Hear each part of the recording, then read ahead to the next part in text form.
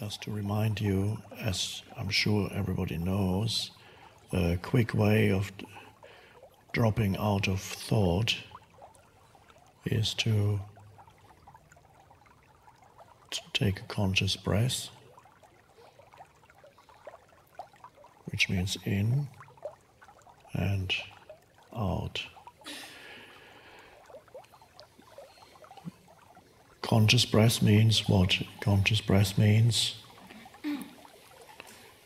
you observe the inflow and the outflow, not visually, but with your internal attention. Some people may put their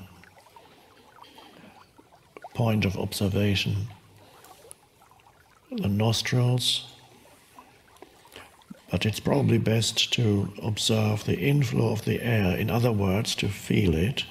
So you feel yourself breathing. You're doing it anyway, but usually it's unconscious. If you had to remember to breathe, of course you would die very quickly. Oh, I forgot, too late.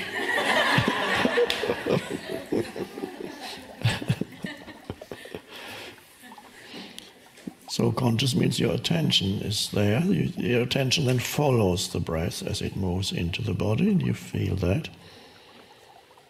And it follows the breath as it moves out. That is the one conscious breath, in and out. And immediately your attention has disentangled itself from thought, consciousness. So that's how you can discover inner space immediately. Even one conscious breath means one in, one out. That's one breath. Takes about, who knows how long it takes, 15 seconds, whatever, 10 seconds. 10, depends on the length of your breath. You don't need to particularly make it very long or any different. The body is doing it anyway, so you're just observing what's happening anyway. And you will find, if you're really there, if you're there with your attention at the beginning of the breath and the middle of the breath and the end of the breath, and again the middle of the out breath and the end of the out breath, you're not thinking. If your attention is really there, you can't think at the same time. That's why it's such a wonderful meditation tool or method. Of course, it's recommended as a meditation method. Some people practice it for an hour. What I'm saying here, you can intersperse your life with mini meditations consisting of 1 or 2 conscious breaths. Those are mini meditations you can do anywhere, wherever you are. And that means every time that you do that, you're not thinking. If you're thinking, you're not observing your breath. It's as simple as that. So, and it's an interesting thing to observe that in yourself when there is breath awareness, there's no thinking. When there's thinking, there's no breath awareness. So it's a very simple way of, especially at night when your mind is telling me you absolutely need to think about your problems now, 3 o'clock in the morning, and if you don't think about your problems now, your life is going to collapse very soon. Don't believe every thought that comes into your head, and then say, okay, let's take a conscious breath, and then immediately you notice a shift in consciousness because you stepped out of thinking. And that will feel so good that you might want to take another one. And it's not a drug, it's not another fix. A drug usually quickly takes you below thinking.